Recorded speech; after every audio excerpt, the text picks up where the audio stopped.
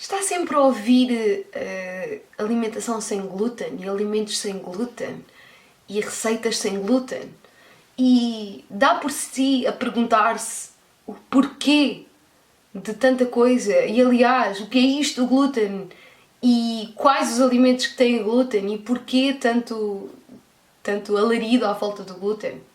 Se faz essas perguntas e quer perceber melhor, então fique por aí que eu vou já explicar. I don't want French fried potatoes. Olá, eu sou Maria Lins, sou nutricionista e dei por mim com muita gente a me perguntar sobre o glúten e mais.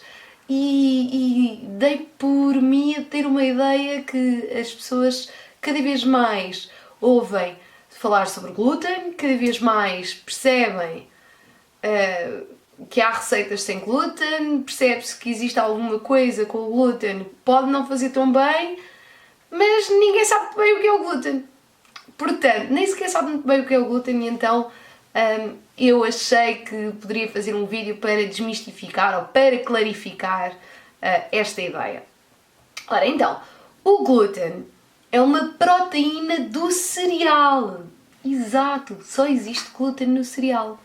Ou seja, não existe glúten em tubérculos, na batata doce, e depois existem algumas exceções em cereais, como é o caso do milho, como é o caso do arroz, que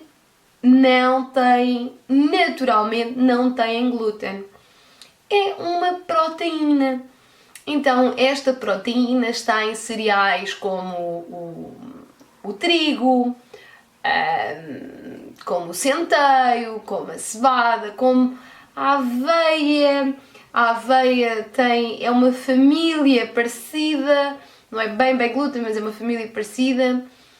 E por isso, com o passar do tempo, se pôde perceber que o glúten tem vindo a sofrer algumas modificações, especialmente no trigo.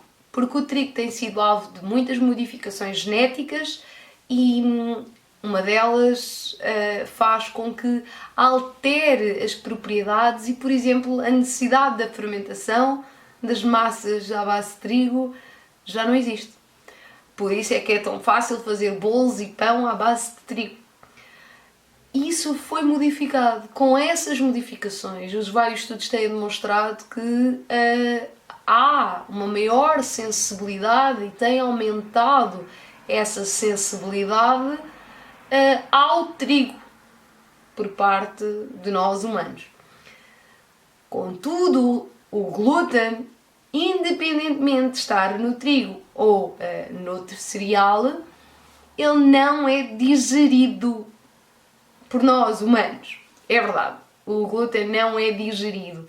Simplesmente o que acontece é que, consoante o grau de tolerância de cada um, há uma resposta inflamatória e cada um reage mais ou menos. Portanto, há sempre uma reconstrução da parede intestinal, que é onde vai ser absorvido, e há sempre uma reconstrução. Portanto, nós estamos a ter ingestão de glúten e estamos a combater contra o glúten. E voltamos a ingerir o glúten e estamos novamente a combater. Consoante o grau de tolerância, há reações mais ou menos adversas. E por isso, com estes diversos estudos, tem-se chegado à conclusão que benéfico não é. E há patologias até a começarem a ser muito associadas ao glúten. E por isso, hoje em dia, se fala tanto nas dietas sem glúten, nas receitas sem glúten.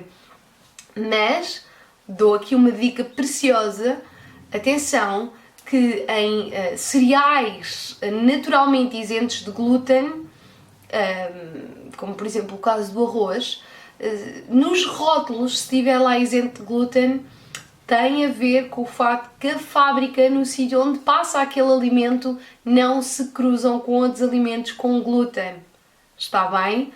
Portanto, em fábricas que só produzam arroz e não tenham mais nada, seria uma técnica de marketing pôr lá que é isento de glúten, pois aquele alimento não correria risco de ter contaminação cruzada.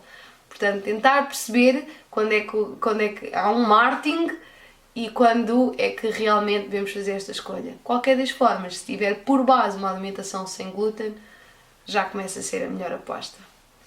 Gostou da dica? Partilhe com quem acha que vai ser útil e bom fim de semana.